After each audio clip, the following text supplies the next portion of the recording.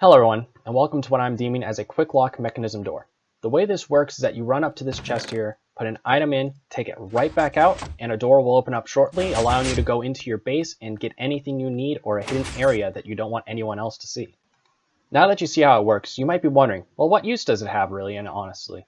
Well, if you play in a single player world, unfortunately, a locked door doesn't have much of a purpose other than looking really cool and being able to show off to your friends when they come over. For that, I'd honestly give it a 2 out of 1 out of 10. But if you're playing on a multiplayer world, this has a ton of practicality. You're able to hide off a small section of your base or your entire base to make sure no one's able to come in and take the stuff that you've worked so hard for. And unless they've seen this tutorial, they're going to be thinking of a different redstone system to be able to unlock that door, and they won't be able to figure it out. So honestly, I would give it a 9 out of 10. Now you might be wondering though, you're looking at all this, you might be wondering, how expensive this is going to be? Actually, I've programmed it and designed it not to be as compact as possible, but to be as resource light as possible. All these things here are able to be received in the first 2 or 3 days of your Minecraft game. Once you're able to get to the nether to collect a little bit of quartz for some comparators and get about 6 slime for all the sticky pistons, you're going to be all set for your entire system here. So honestly, for the resources, I'd give it a 3 out of 10. Now finally, you might be wondering, I'm not that good at redstone. How am I going to build something like this? Well, fortunately, there's only 6 circuits here. Green, pink, purple, blue, gray underneath, and an orange. Most of these are fairly straightforward, where it's just a simple line going to where something is. And the things that are slightly more complicated, don't worry. I'll explain what you need to know to make sure everything works solid. So honestly, if you're able to build a hopper clock or you're willing to learn, you're able to build this project. So without further ado, I say, let's get started. Alright guys, and to start off, we will be building from the template that was shown earlier, but to start off, we're going to have to kick out these 4 blocks. We're going to be starting with that wall right there. Bring these each out by 2. And once we get that done, you're going to need your 4 sticky pistons like this, 2 like so. Same on this side, and put these iron blocks back. Once you complete that, put iron blocks on top. Redstone, redstone, put your blocks in between, put your redstone here and here, set each of these to 3 ticks, and then once you get that done, bring these back, put a block up like this. This will be for when we get going, but for now we'll be using the lever, and pop that out, fill these back up if you so wish, and you have a very quick, very easy flush piston door. I don't know who originally came up with this. I don't know if I originally came up with this, but I think it's a design that's been fairly used before. Alright, so once you get that done, we're able to move on to the next part. Alright guys, and moving on from there, we'll have to punch out this block here from where the door will be flush, have 1 blank block, and then the block will be punched out. And on the back side of that, put a hopper facing in any direction other than straight down. For looks purposes, pop your chest here so it looks good from this side. After this, put out a temporary block over here and put your hopper running in this direction. The reason for this, and we'll complete this right now, is that it actually lines up to where the chest in this room is going to be for your items that go all the way through. So we're going to hook that up right now, just like so. After that, we're going to get the main circuit in here. So we need to go out 3 blocks, put down a comparator, then 2 repeaters set to full delay, put a sticky piston facing downwards at the very end here with a redstone block on its face. When that goes down, it'll line up here, and you will need to put a repeater with 1 tick and a torch right here. After that, we're going to run it out this direction by 4 blocks and put 4 more repeaters down, all of which on full tick, so that when we put an item into here, we will lock this hopper for demonstration purposes.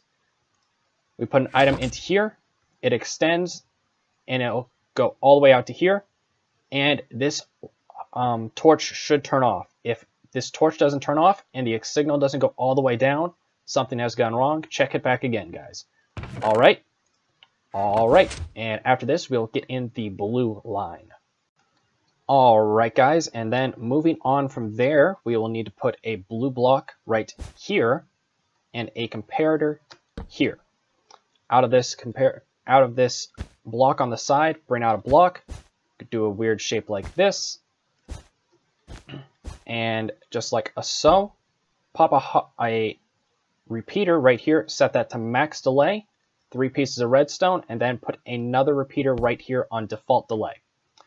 Purpose for this is if an item, let's say, is put in, it'll go through, but it will go past here when it goes in, and it'll set off this line very temporarily unless it is locked by a future mechanism we put in. All right. After this, I think we should just hook this line up directly to the top so it can actually operate the door. All right. All right.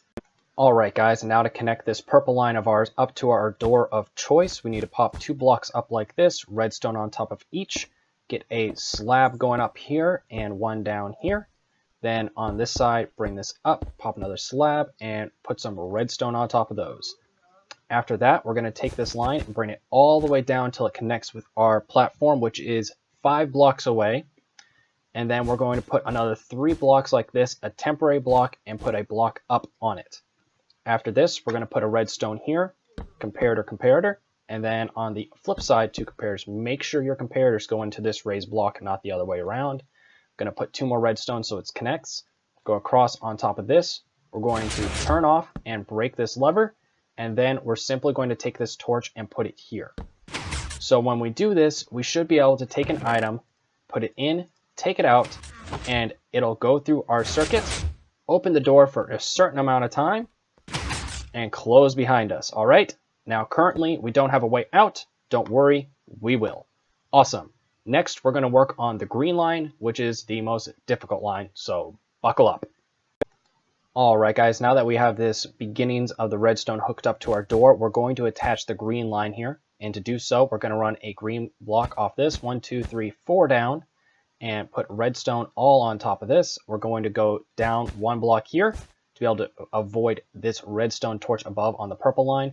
Then we're going to go 1 down into the side, put another redstone, take one more bit of redstone and run that into a torch. On top of that torch, we are going to put a block, and on top of that block, we're going to add a hopper clock. So put 2 hoppers facing into each other like so. Make sure it's lined up with this purple block and this redstone torch. Don't have it off-centered here. After this, we're going to add a green or whatever block you would like for your circuiting on the side of each and put a comparator on top of each. This is a standard, I believe it's an etho hopper clock. I don't know if I accidentally modified it or not, but this is how it is. And the way you know if it's set up is remember that this is a 6 long passage here that we have for our temporary building. It comes up second to the end and the redstone fits right where a block would be. After that, you simply take your sticky piston and have it go off of each redstone, and you put a redstone block in there somewhere. At this point, if you want to, you can add your block of choice into the item hopper. I suggest 16 for now for when testing purposes start. It'll be much, much quicker than waiting for the full time. And with that, you have your green circuit in place. Next, we're moving on to the gray.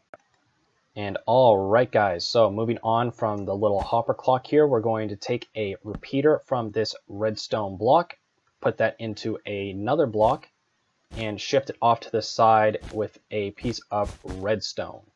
Going to pop that right here and then take a torch off the side of that.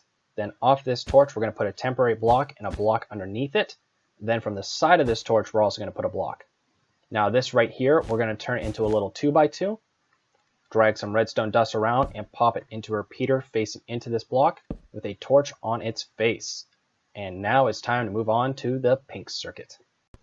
All right, guys, and congrats, you're already on to the final step, actually. All you have to do is bring a redstone signal up here, and then you're going to take a few blocks like so, and then you're going to take 1 more slab right here. The reason for these slabs and these elevated blocks is because when we have a lot of items in here, this is going to put off a very strong signal.